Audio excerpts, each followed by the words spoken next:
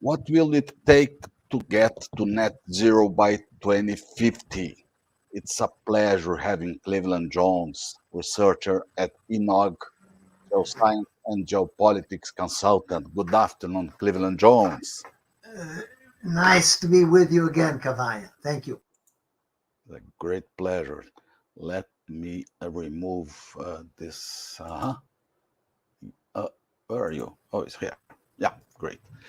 Uh, um, Cleveland, I follow you on social media, every social media you participate, and I see that you are talking very frequently about net zero. Please bring to us the concept of net zero and how do you believe that we can reach net zero in Yeah, 2050? I think that's one of the problems is we don't have a common language in general about net zero. And in fact, I have my favorite way of viewing this. Net zero is really a way of trying to reach uh, net zero emissions, but it really relates to energy, not to emissions, because that's really where emissions will have to be reduced and compensated and so on. So the whole thing is tied to the energy transition to lower emission fuels. This is not to say that we have to go all into green this, green that. It means that we have to reach a net zero emissions if that's the target we want. I'm not necessarily saying that is the most important thing in the world. In fact, I think some other things are important. There's a big question about energy poverty in the world. There's a lot of third world countries that will have to be supplied with energy, new energy, which obviously goes against what we're trying to do in reducing emissions because now you have to bring a lot of Africa, Asia, even Latin America, and so on into a more reasonable energy consumption regimen, which is more socially acceptable, more developed, and so on. But Affordable. energy is the basis. But in fact, I think that the energy transition will occur. It has to occur in order to reach net zero. And net zero is more of an artificial target, but it depends on a lot of the energy targets, the sub targets that we set. I have several of them in mind, but I think we should maybe just to put things in perspective. Yeah. For example, a lot of the changes that we're seeing in automotive forecasts for the future, EVs and so on, they actually consume more energy in the short term as you build them and you build the infrastructure. So we are really getting into a bind. We're designing a world that will necessarily have to increase energy consumption a lot. And my net zero forecast, which I can give you at the end, bam, bam, bam, but it includes um, total energy consumption, which is considerably higher than most analysts that I see and follow, because there's no way that we can achieve a lot of these changes that we're proposing unless we have the energy available to do that, even to manufacture automobiles, solar panels, the energy infrastructure itself, the mining of the minerals and metals that are necessary.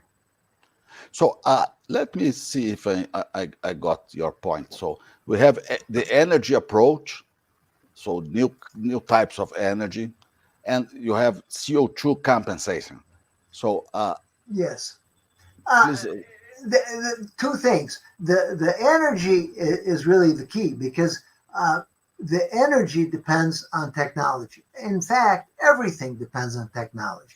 Carbon capture and usage, new forms of energy, renewable energy. They all depend on technology, and we have advanced technology significantly, but we have lowered the cost to the point of wind and solar and some of these alternative energy sources to the point that we can't reduce the cost as we did in the past unless we look at materials because materials metals, minerals that we have to mine to work these things are now the predominant cost of these technologies. And so we have to employ technology to make better use of materials, or make smarter materials, or use materials that are significantly different and higher technology to lower the cost and the emissions impacts.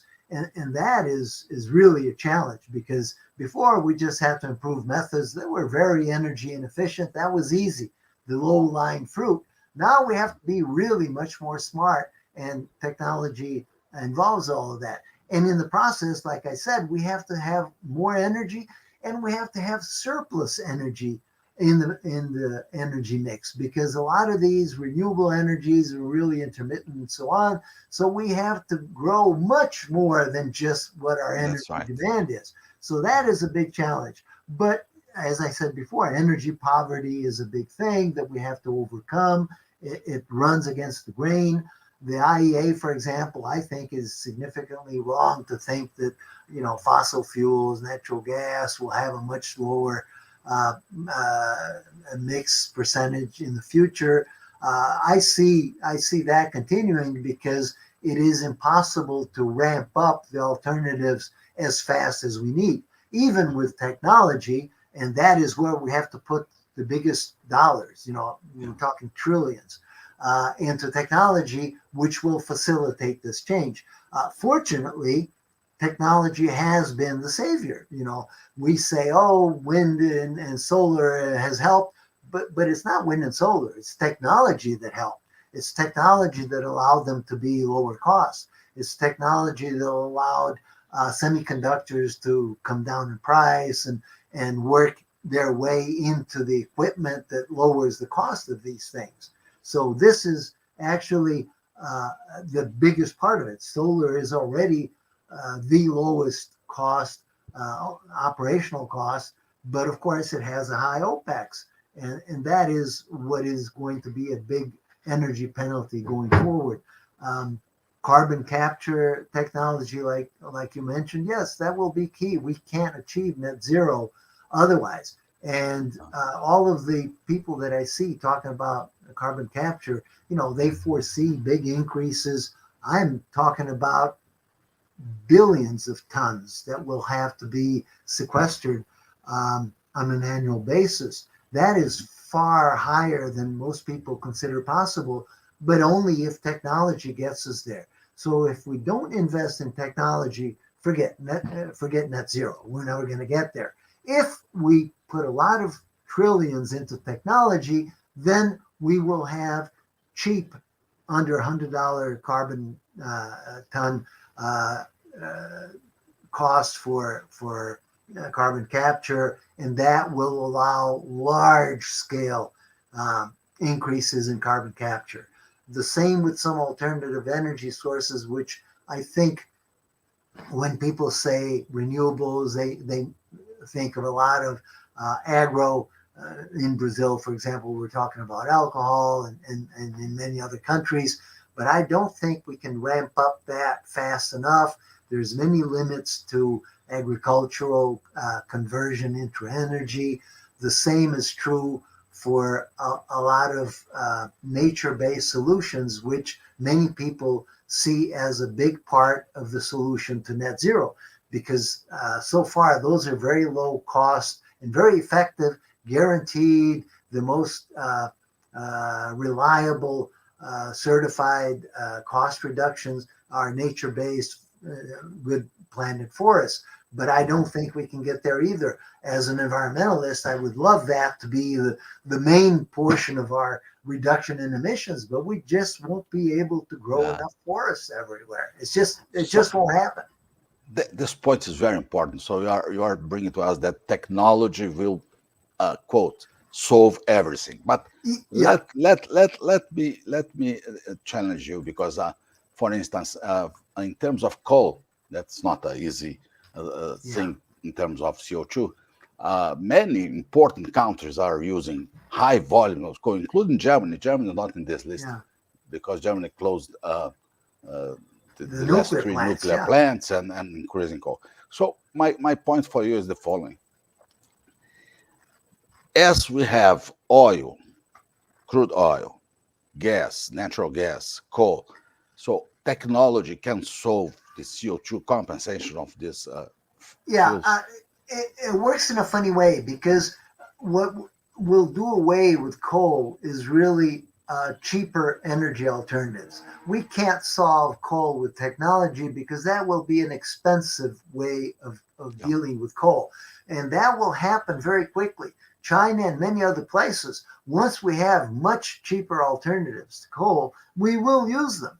And one of the fastest growing, it will ramp up incredibly, and this is, I'm more or less alone in this, but hydrogen will be one of the savior sources of energy, along with natural gas, low emissions, and also carbon capture, but hydrogen from depleted oil reservoirs, so that you actually have this gold hydrogen produced microbially from depleted oil reservoirs, which we have all over the world. And that is so easy to ramp up because as soon as you have the right mixture, and this is technology that was basically right. Semvita and other companies are already producing uh-huh. pilot plants for gold hydrogen, hydrogen produced Those, from hydrocarbon reservoirs, and this can be ramped up very quickly. So hydrogen will be a large part, rivaling natural gas in the future, and all with carbon capture and storage, which again will be driven by technology. Once we can lower the cost of yeah, capturing CO2 from the air, which direct air capture, which is really the most explosive growth that we can have, then the cost, once the cost is below 50 or whatever, and it can get there with new materials. Materials are the key to everything, not necessarily processes. Then the economic incentives will be there, and these big producers of CO2 will naturally gravitate to those solutions because they will be cheap enough to implement, and in fact will make it possible to use these other sources such as gold yeah. hydrogen, more natural gas, and so on. It's a good point. So you Yeah. mentioned hydrogen, and many people say that hydrogen is not efficient. It's a kind of lost interface in terms of energy. Yeah, no, it is, but only because it can't meet all of the demands.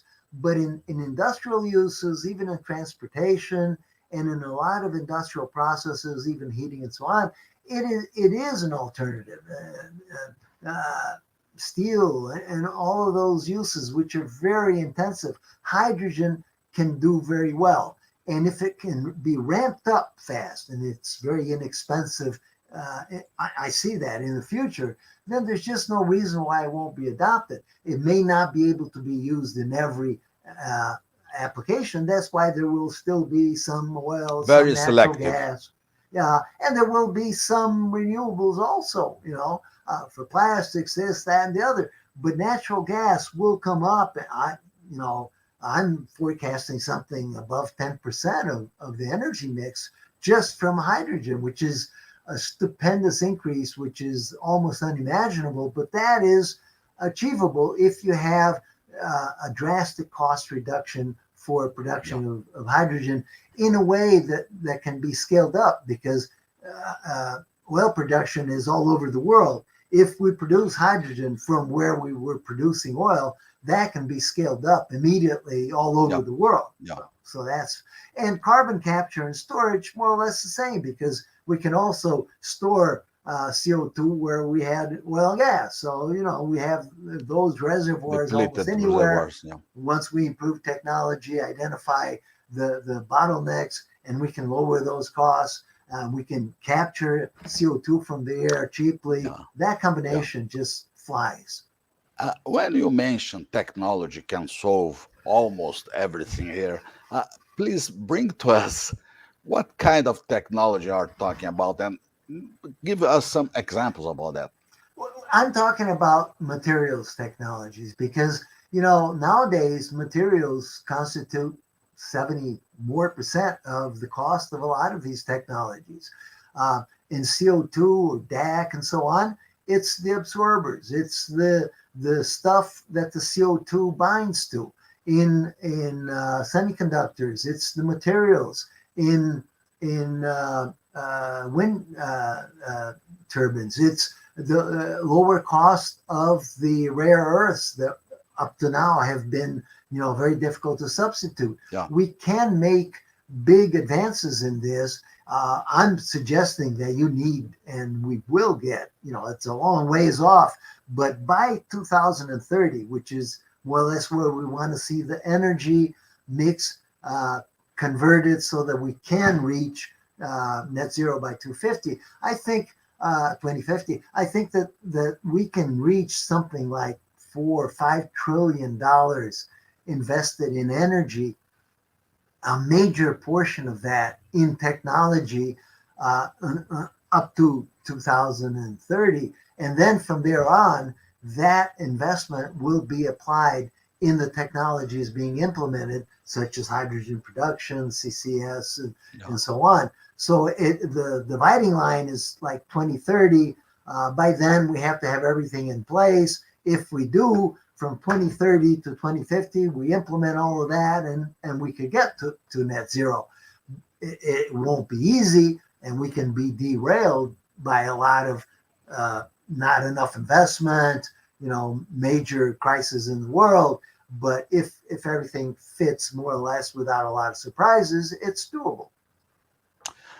Before we go to CO2 points and some steps that you could mention to us to reach net zero, let me ask you about petrochemical issues. I mean, we have 6,000 products that only crude oil can promote that date. How do you see this, and how do you see, let's see, the inelasticity of oil? Yeah, in terms of I guess I would take a step back. Nowadays, I think it's difficult to say that we can only do that with oil and gas. That's where some of the technology in petrochemicals can help, because renewable fuels, including agrofuels, can substitute a lot of the oil and gas used for petrochemicals. It's just dependent on some technology to make that cost come down.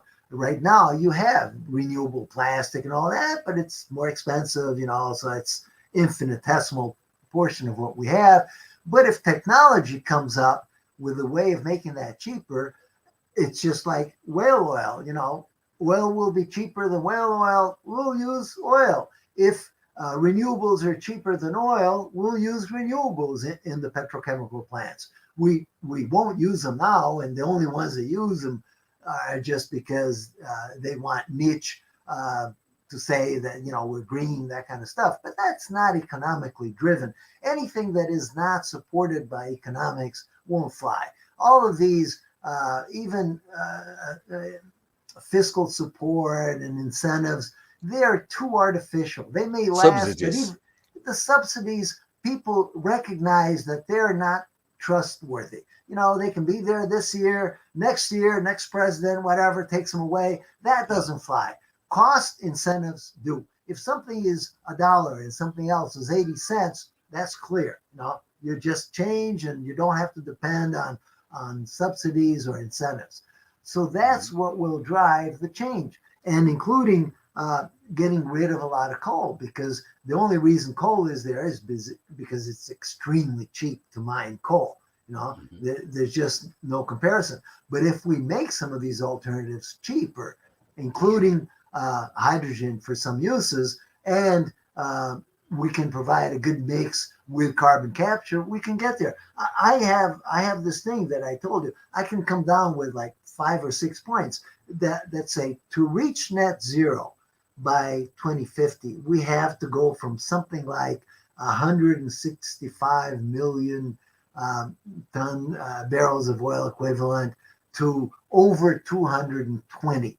That's a big, giant increase. I think very few people are even suggesting that, but we need that. If we don't have that increase, we won't have net zero. We won't even be able to supply the energy poor, and we'll have, turmoil, wars, that kind of stuff. Could you please repeat the numbers from 100,000 100,000? From 165 million to over 220 million.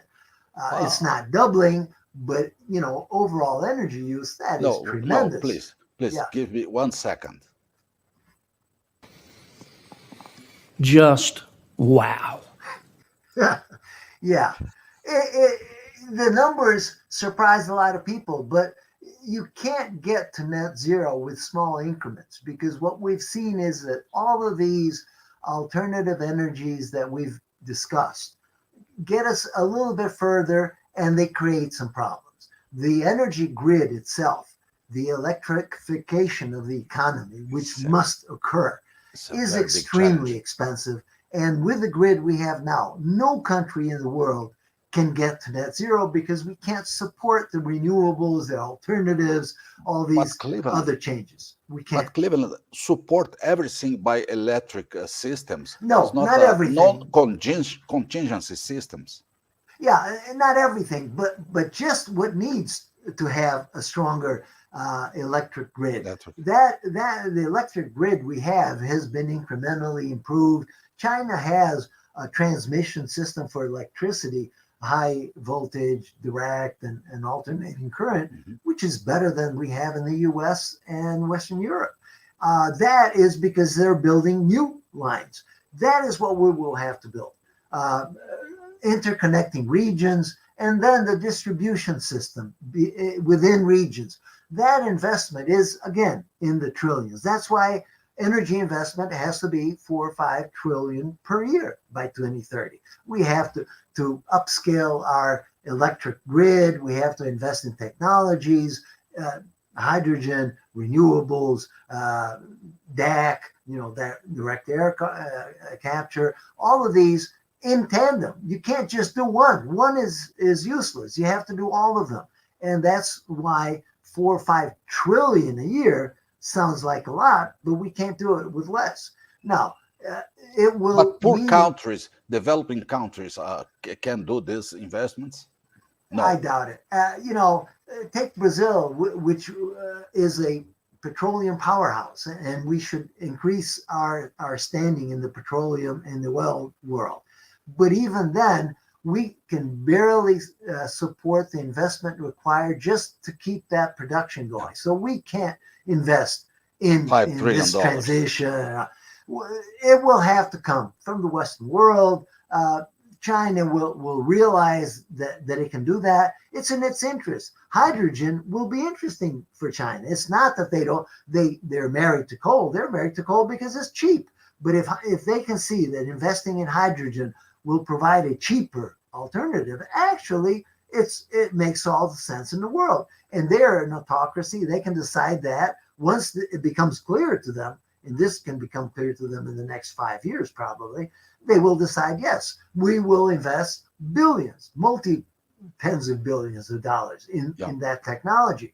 Once they realize that can work with that, they will invest in that as well. Renewables, probably that is not where the investment money will come from, but Western Europe and the US probably will. Brazil, Africa, Asia will provide the renewables, but the technology may still come from overseas. And that is why, even though I see, for example, renewables in one way or another being 35% of the mix, that's a high percentage, but 10% or more from hydrogen. Now we're up to 45%, 35% from conventional oil and gas and shale oil and gas. That won't go away for a long time. Maybe another 20% from gas, much of it LNG. That won't go away either. It's just that it will be possible to compensate or capture those emissions in generation units and so on, even industrial plants. So it's not a sin to use natural gas and oil if you can capture those emissions. And that's what we will have to do, because despite all of these efforts, we still won't get to 100% hydrogen and 100% renewable. And that won't happen. So we have to have some oil and gas in the mix. But if we have capture technology, we can get there. I think that the direct You air, mentioned 4 points. You mentioned you have 4 points.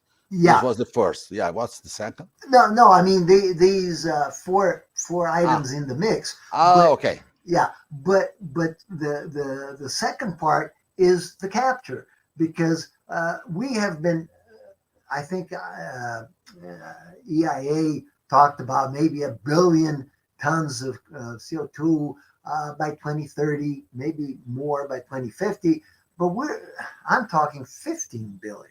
You can't do that with much less because emissions will continue to be emitted from oil Increasing. and gas and gas and even renewables have emissions. So to some extent, you have to compensate that with an enormous growth in energy. So the compensation, the direct air capture and the CCS will have to grow to maybe 10 to 15 billion tons a year. That is, I think it's double what I've seen anybody else say, but we can't do it any other way. And that will only come with technology. So if you throw enough money, that some of that $4 and $5 trillion a year by 2030 into that technology to provide that mix from 2030 onwards, then Yeah. by 2050 we can get to net zero. But you mean new technologies that we do not know yet? Yeah. So, well, for example, in hydrogen, yeah, it's new technology because we're talking about green hydrogen. That won't get us too far. In a couple, maybe as we've seen wind peter out, getting expensive again, that has only gotten us to a certain point. The same thing with green hydrogen. It's just not sustainable to get energy converted into electricity and then converted it into hydrogen and converted it. It's just not energy Too efficient. many interfaces. Yeah. Yeah. The whole process doesn't make sense. So producing hydrogen directly does, but for that you need technology to advance. The production methods that would get that we have some idea now how that would happen. We have some knowledge about microbial routes to producing gold hydrogen, and some companies that are But only active in that. theories at this time.